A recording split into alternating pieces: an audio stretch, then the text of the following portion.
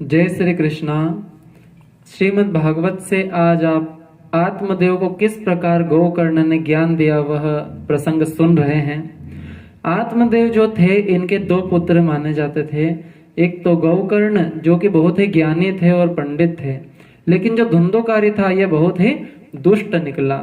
यह स्नान शौच आदि जो ब्राह्मणों के आचार विचार होते हैं ये उसमें नहीं थे।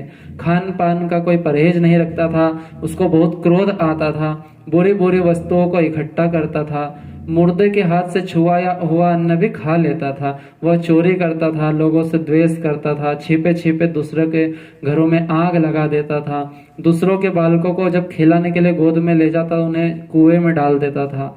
हिंसा का उसे व्यसन हो गया था। हिंसा का मतलब मारना काटना उसका आदत हो गई थी।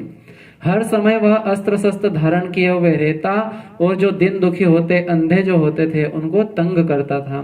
चांडालों से उसको बहुत प्रेम था। हाथ में फंदा लेकर कुत्तों के टोले के साथ वह शिकार करता रहता था। वेश्याओं के जाल में फंसा हुआ रहता था और अपने माता पिता की सभी संपत्ति को उसने नष्ट कर दिया। एक दिन जो धुंधुकारी था अपने माता पिता को मार पीट कर घर के जितने भी बर्तन भांडे थे उन सबको उठाकर ले गया।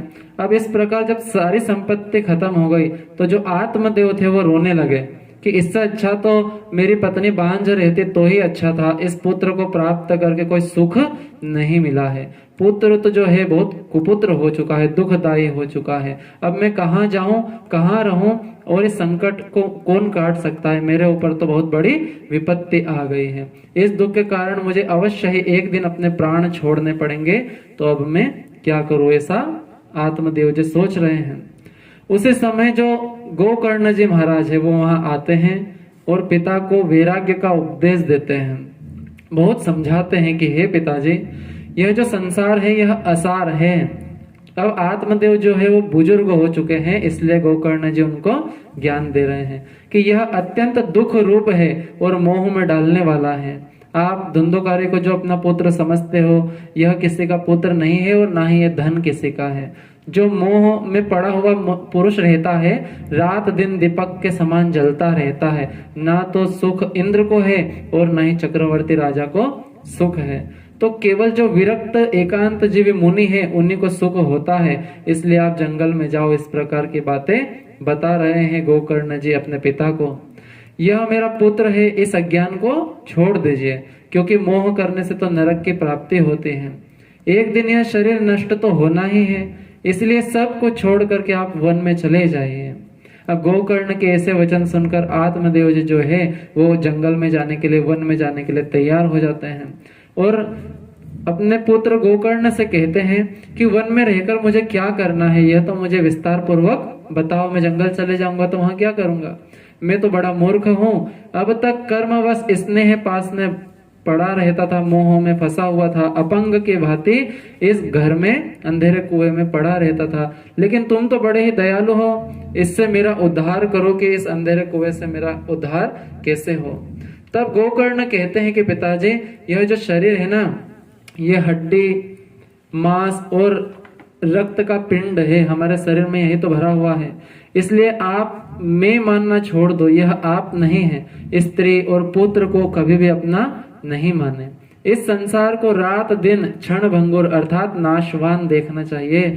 इसकी किसी भी वस्तु को स्थायी समझकर उसमें राग द्वेष नहीं करना चाहिए। बस एकमात्र वैराग्य रस के रसिक होकर भगवान की भक्ति में लगे रहिए। भगवान का भजन ही सबसे बड़ा धर्म है। निरंतर भगवान के भजन का आश्रय लीजिए।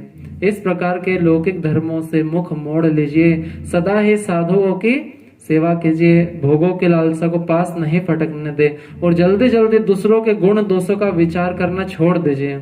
हम दूसरों के गुण और दोष जल्द से निकालते हैं ना, उसको छोड़ दीजिए और एकमात्र भगवान की सेवा, भगवान की कथाओं के रस ही पान करे। इस प्रकार का ज्ञान जो है पुत्र अपने पिता को दे रहे हैं। इस प्रकार पुत्र की वाणी से प्रभावित होकर आत्मदेव ने घर छोड़ दिया और वन की यात्रा के जंगल में चले गए। उस समय जो आत्मदेव थे वह 60 वर्ष के थे, फिर भी बुद्धि में पूरी दृढ़ता थी। आजकल तो 60 वर्ष की उम्र में मनुष्य सठिया जाता है, उसको भूलने की बीमारी हो जाती है, लेकिन इनकी बुद्धि जो थी श्रेष्ठ थी। वहां रात दिन भगवान की सेवा पूजा करते थे। नियम पूर्वक भगवान के दशम भागवत के 10वें स्कंद का पाठ करने से जो आत्मदेव थे वो भगवान कृष्णचंद्र जी को उन्होंने प्राप्त कर लिया। तो भागवत का इतना महत्व है कि यह परमात्मा को प्राप्त कराने वाले हैं। जय जय सिया राम।